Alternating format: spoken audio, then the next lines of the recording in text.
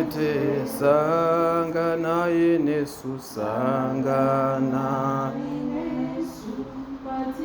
patinonyengetera. Muzita raJesu, amen.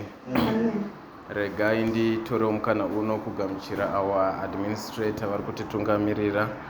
Mwari kudenga akuitire zvakanaka. Ndoda kudzorera kukudza kwangu nokugamuchira kwose kuvatungamiriri vedu, vafundisi vedu, Pastor E and Pastor A Chitekedza. Mwari kudenga achikudzwa muzita raJesu, amen. Manheru ano manheru akatinakira. Ndinotenda kuti muushoma hwedu Mwari vari pakati pedu, Mwari vari kushumira pakati pedu, Mwari vanotaura mushoko ravo kuti panoungana vaviri kana vatatu neni ndinenge nditoripo. Saka neushoma ihwohwu chandinoziva ndechekuti Mwari chingwa chavanoburutsa panguva dzakadai, kana chikauya chingwa pamba vana muri vashoma munokwana, amen. Saka regai ndirege kupedza nguva ndiverengero kuna John chapter number 4 verse 10. John 1 chapter number 4 verse 10, nyaya yaJesu nemukadzi padzime. Titaure zvishomanana. Mwari wekudenga atiitire zvakanaka.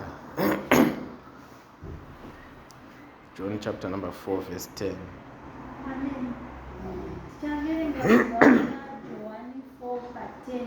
Musoro weshoko unoti Jesu nomukadzi weSamaria. 10 yoti Jesu akapindura akati kwaari, dai waiziva chipo chaMwari, uye kuti ndiani unoti kwauri ndipeiwo ndimwe, ungadai waikumbira kwaari akakupa mvura mhenyu. Mwari varopafadze kuverengwa kweshoko. Manheru ano toda kuti titaure zvishoma pamusoro panyaya yaJesu nemukadzi weSamaria. Nekuti Jesu wakanga ari muJudha. MaJudha nemaSamaria panguva iyi vakanga vasingaonani kana kuti vakanga vasingafambidzani zvakanaka. Saka Jesu muJudha ava kuunzwa nyota okumbira mvura kumukadzi wechiSamaria. Amen. Zvakangofanana nekuti tikatarisa situation iripo nhasi, kuti maZimbabweans nemaSouth Africans ukama hwavo hunovava. Amen. Saka panobva paita muZimbabwean ari kukumbira mvura kumuSouth African. Ndo situation yakanga iri pana Jesu nemukadzi muSamaria. Saka ndazofara kuti mukadzi muSamaria apedza kunyima Jesu mvura, izvi akazviita asingahesitate nekuti akatoreferensa kuti iwe muJudha uri kukumbira ini muSamaria mvura yekumwa. Zvaunoziva kuti maJudha nesu maSamaria hatifambidzani. Amen. Jesu ndo paanozopindura akati, dai wakanga uchiziva kuti waunokuti ndipowo mvura ndiani, ungade uri iwe uri kukumbira instead. Amen. Manheru ano vadikani toda kuti tinzwisise concept yemvura. Nekuti mamwiro etinoita mvura tinoimwira kudzinga nyota. Mvura tinoimwira kuti muviri yedu chaiwo scientifically most of it is water. Amen. Saka munhu haugoni kurarama kana usina mvura. Zvimwe chete nemweya yedu futi haigoni kurarama kana isina Jesu. Saka mukadzi muSamaria paari kunyima Jesu mvura, haasi kuziva kuti munhu waari kunyima mvura yaari kuchera mutsime ari kufanira kumukumbira mvura yekuti ararame kweupenyu husingaperi. Amen. Sometimes unoona kuti muupenyu hwedu dzimwe nguva unoti ukashanda ukaneta unonzwa imwe nyota yekuti unoti iyi nyota iyi ukamwa kapu yekutanga yemvura unonzwa kuti haisi kupera, ukamwa yepiri unonzwa kuti haisi kupera. Sometimes kana uchirwara, especially kana uine flu, unenge uchinzwa nyota pauro panooma always, zvichireva kuti mvura it's a need yausingagoni kurarama usina. Saka ndo paunoona panapa kuti mukadzi muSamaria akanga ari kungofunga need yemvura scientifically kana kuti yekurarama kwepano pasi, asiri kufunga need yemvura yakakosha inomupa upenyu. Amen. Ende dzimwe nguva munoona kuti mweya yedu iri matiri yatakapuwa naShe, dzimwe nguva ine nyota dzainoita. Nyota yainoita inyota yerugare, inyota yerudo, inyota yekururama. Amen. Nyota yekugarisana nevamwe, nyota yekufambidzana nevamwe, nyota yekuwirirana semukadzi nemurume, nyota yekuwirirana sababa nemwana. Amen. Mweya yedu inoshuvira kuti igare zvakanaka. Saka ndo zvimwe nekuti mweya ine need of those things, ndo mvura yayo yaifanira kunge yaikumbirwa nemukadzi muSamaria kuna Jesu. Hallelujah. So ndo paunoona kuti isusu mukati meupenyu hwedu dzimweni dzenguva tinonamata kazhinji tichikumbira zvetinokumbira kuna Mwari, but nenyaya yekuti manje hatisi kuziva chinhu chatiri kukumbira, dzimwe nguva tiri kukumbira chinhu chisiri icho chatiri kufanira kunge tichikumbira. Amen.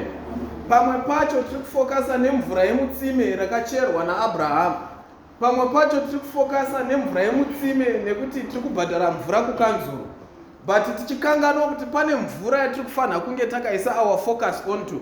Mvura iyi inonzi Jesu, yanoti Jesu anoti, uyai kwandiri imi vane nzara nenyota, ndikupei chingwa nemvura yeupenyu. Amen. Kana ukatarisa nyaya yemvura, varume, unoona kuti kubva panguva yevaIsraeri vachifamba vachibva kunyika yeIjipita vakunanga kunyika yechipikirwa, vakasvika pavakachema nenyaya yemvura, ndo patinotangira kuona Jesu ikoko, kuti Jesu akatosangana nevana vaIsraeri akavapa mvura ari dombo. That's why nhasi tichimba tichiti Jesu idombo rangu pandakamira, nekuti pamwe pacho Jesu anouya sedombo, pamwe pacho Jesu anouya setsime, pamwe pacho Jesu anouya semhepo, pamwe vanouya semoto. Saka chinozotitadzisa kuona Jesu ndechekuti isusu tine picture yatakatarisira kuti uyu ndiwo Jesu watinofanira kuona. Amen. Pamwe pacho Jesu mawiro aanoita unogona kusamuziva kuti ndiye Jesu. Abraham anosangana naMelkizedeki, haana kuziva kuti munhu akanga achisangana naye ndiJesu, asi akamupa zvipo asingazivi munhu ari kupa kuti ndiani, nekuti Bhaibheri rinoti Melkizedeki anga ari the king of Salem kana the king of Shalom. Shalom zvichireva kuti peace. Jesu akuuya panyika anotya oti I am the king of peace. Amen. Saka Abraham akatosangana naJesu, but nekuda kwegenerosity yanga inayo akakwanisa kutomupa zvipo asingazivi kuti ari kupa Jesu.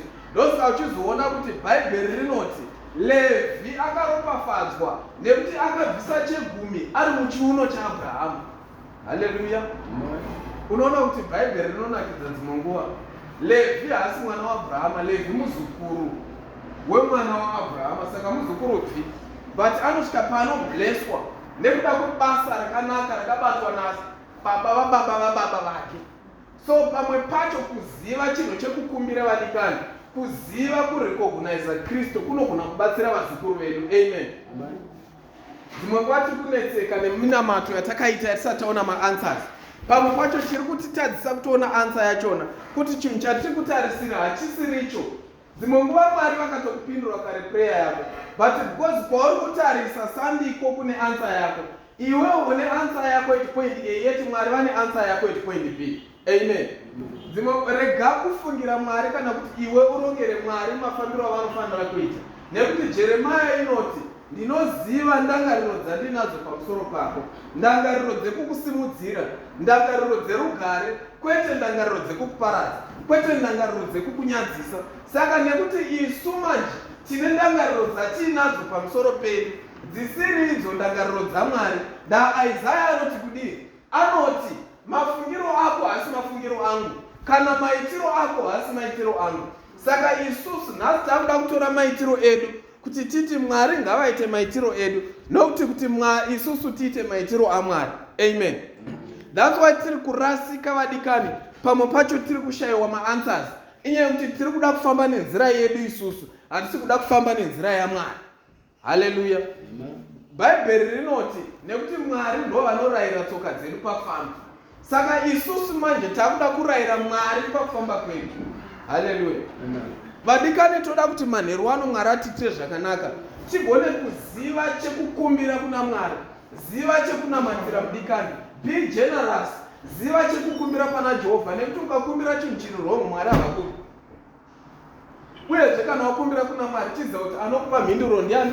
NdiMwari. Chirega kuve neyako answer, nekuti tine vanhu vakawanda akakumbira kuti inini Mwari ndinoda mudzimai, saka pakukumbira mudzimai ndinoda mudzimai akaita so akaita so akaita so, then Mwari vari kuona kuti chinhu chauri kuda ichi munhu wauri kuda uyo haasiri iye wako ndaakaita sezvizvi, then iwewo uchatiza kune answer yako just because uri kuda kuenda kune answer yako iyoyo.